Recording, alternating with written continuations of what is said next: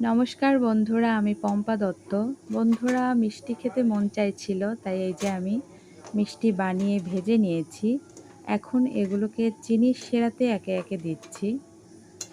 তো বন্ধুরা, আমি একই সঙ্গে ৩ ধরনের মিষ্টি তৈরি করছি, ৩টি শেপের।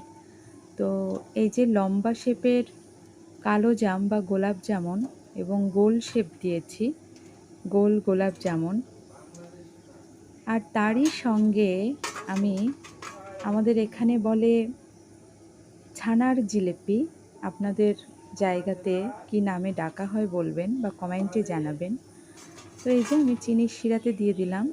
এখন এটাকে এখন এটাকে কিছুক্ষণ জাল করে নিলে তারপর আমি গ্যাসটা অফ করে দিব এবং এগুলো ফুলে অনেকটাই বড় হয়ে যাবে।